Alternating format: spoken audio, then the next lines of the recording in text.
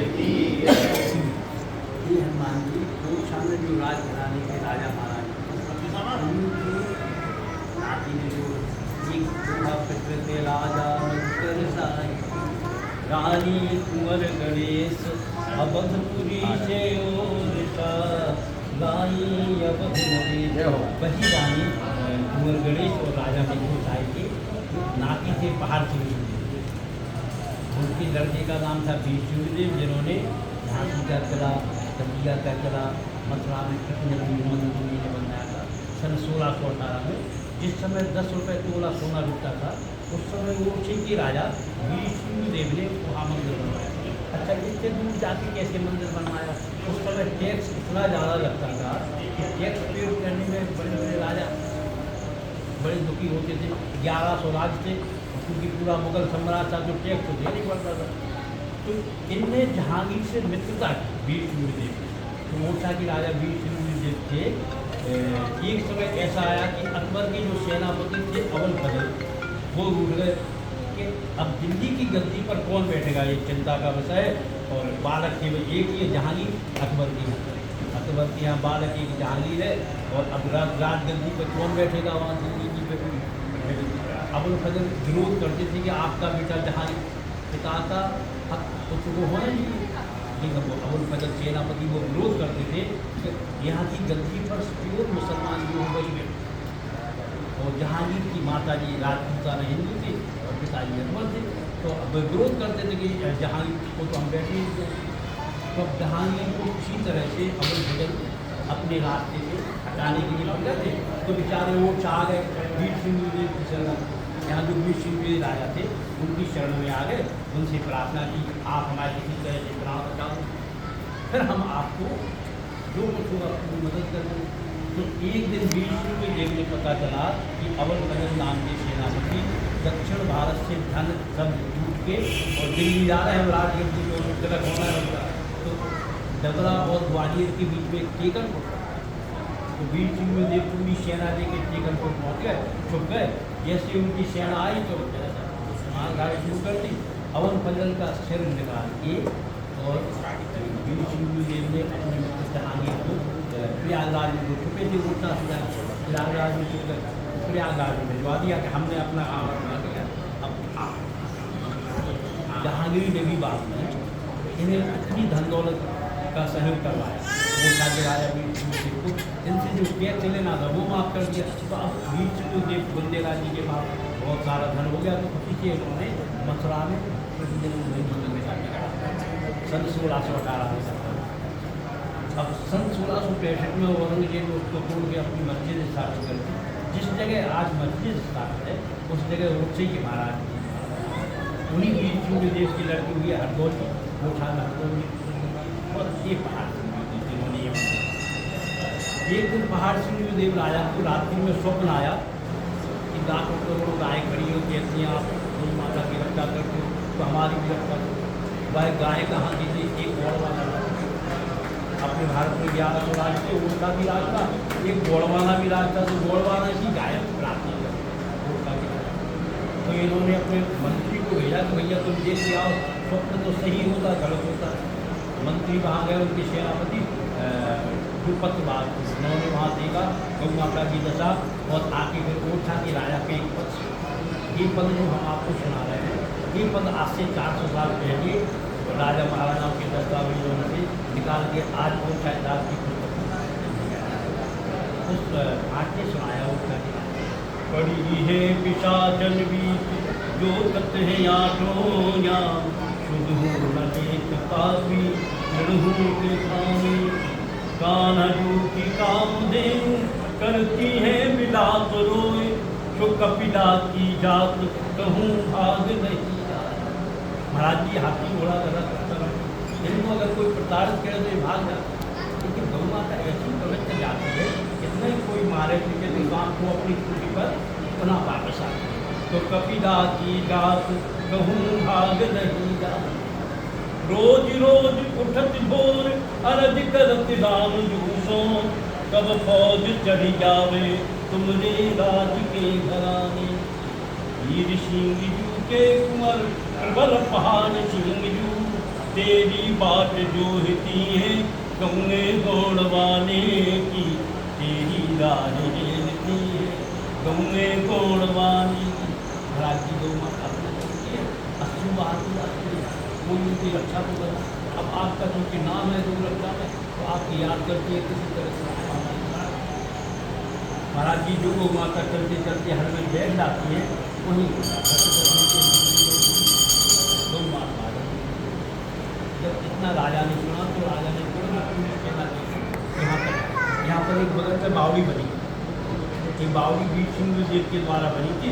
ये मंदिर पहले इनका मंदिर के बाहर सिंह देव को बावड़ी में आके पूरी सेना का रूप रेखा बनाई कि भैया युद्ध कैसे करेंगे। गुप्तचरों ने बताया महाराज जी वहाँ की सेना वो चाहे राज्य की सेना से 4 गुना ज़्यादा है, तो ऐसे युद्ध से वादा क्या है, हमारा उद्देश्य गौ सेवा हो, गौ की रक्षा हो।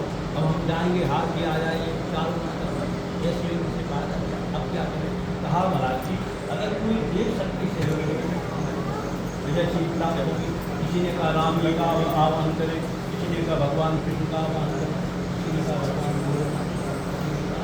चारों युग प्रताप तुम्हारा जो है परिशुद्ध जगत।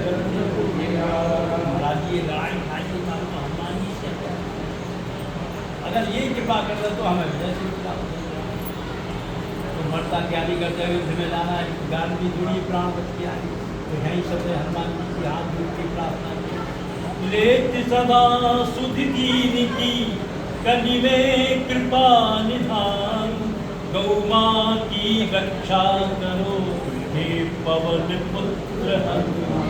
हे भगवान गौ माता की रक्षा हो रहा है, फिर हमारे प्राण चले जाए। एक जोर से हवा का बवंडर उठा और हवा के बवंडर में हनुमान जी महाराज की हुंकार सुनाई दी। ओम छाती राजा ने जोर से कहा बोलिए हनुमान जी महाराज की जय। अब हमें अवश्य क्योंकि भगवान साक्षात कैसे संदेश देते। हमने प्रार्थना की, उन्होंने अपना संदेश दे दिया, अपनी ओंकार सुना के चलो चलते वहाँ गए। राजा से निवेदन किया, आप भी हिंदू राजा, हम भी हिंदू राजा, वहाँ के राजा का नाम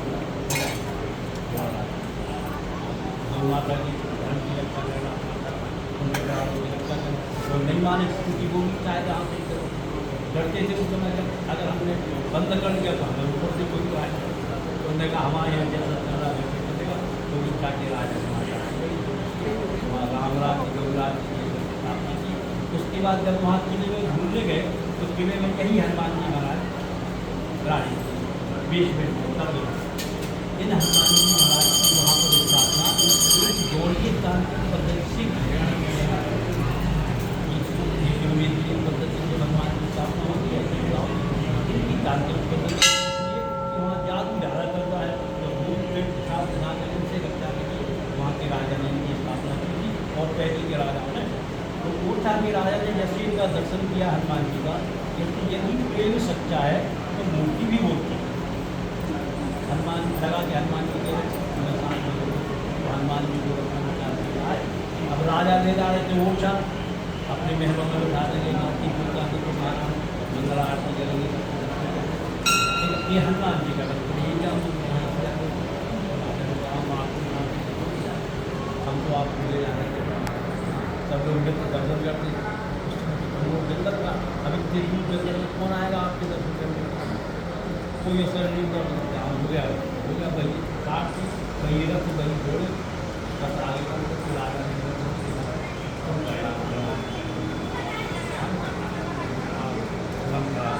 राजा बोलता चले गए। हनुमान जी ने भी अपना चमत्कार दिखाना शुरू कर दिया। ये द्वारी तक जो मंदिर बना इसको द्वारी बोलते हैं हनुमान जी, द्वारी तक मंदिर बना। द्वारी के ऊपर जो भी निर्माण का हो अपने आप आधी रात को छाड़ होकर गिर जाए, जो भी दिन भर का काम हो उसके बाद छाड़ होकर गिर जाए। 2-3 में यही क्रम चला तो फिर सेनापति दौड़े महाराज जी बड़ा 5 फुट चौड़ी दीवार, दीवारों की मोटाई है 5 फुट चौड़ी दीवार है, अच्छी किस्म का और चारों तरफ आपकी सेना ने परिंदा कर भी मार सकता है। उसके बाद दूसरी दीवार 7 सालों की। अब तो राजा गरीब गलती हो भाई, कोई अपने घर से आराम से नहीं बोलेगा आप बैठना हो, उसका अपमान अपमान कर दिया। अब क्या हो, ऐसा ना हो कहा गणेश सेनापति लगा भजन करो, उन्हीं के पास किसी ने कहा कि अगर नाम संगीत ने नमस्कार किया जाए तो बहुत ही बड़ा कार्य कर देते सब क्षमा तो उनसे श्री राम जय जय राम, श्री राम जय जय राम, ऐसे नाम संकीर्तन करते हुए आए। 10-12 घंटा यहाँ नाम संकीर्तन बराबर करते रहे बिना आलोचना करती साष्टा किया तो क्षमा कर दो। जब तक आप हमें क्षमा नहीं करेंगे हम आपके चरणों की हम अपना प्राणांत आपके चरणों में ऐसी घोषणा लाया तो मंदिर बन गया। अच्छा द्वारी के ऊपर जो छाड़ होने की क्रिया थी इसलिए 4 द्वारी के हनुमान जी नामकरण करके राजा गए अपने हाथ विधिवत रूप से स्थापना करा। राजा रोज रात्रि में सोए होंगे, सुबह 4 बजे हमारे मन में संदेह हुआ कि हम यहाँ से आगे क्यों नहीं गए।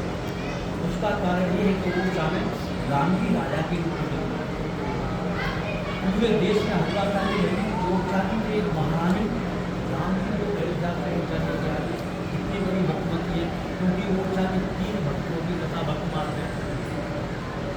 में वो चाहती 3 भक्त हैं, राजा मंत्र चाहे उनकी महारानी सुनोगरी और उनके गुरु जी के हरिराम एक 3 लोगों की कथा वर्तमान में आती है। तो हनुमान जी ने कहा कि देखो अब वो चाहते तीनों तरफ से नदियों में घेर रखा है तो कोई भी जलने वाले राजा जलते थे आसुरी शक्तियों को मंत्र पढ़ के फिर किसी रास्ते से भेजते थे। तीन उधर नदियाँ थी बाद में हनुमान जी जगह बैठे तो जल की धारा राम को प्रवेश नहीं कर पाती थी। इसी रास्ते से आए हो दो काल का काम तमाम करके घर चले जाए। फिर राजा कहा था देख हफ्ते की कैसा राम राज, अरे ये सब कैसा राम राज, जिस राम राज में लोग मर रहे थे कैसी महारानी राम जी की जाए, ये हंसी सब करते थे। ये सब आपको दिखाई दे रहा था। ये यहाँ उन आसुरी शक्तियों से मुकाबला करने के लिए राम जी के राज्य की सुरक्षा बुलाना किसी को। हाँ अब ये है राज्य की सुरक्षा करने के लिए ऐसा माना जाता है। अभी से यहाँ से राम जी के दरबार की रक्षा करते हैं। बोलो श्री हनुमान जी जय। जय जय सदाई।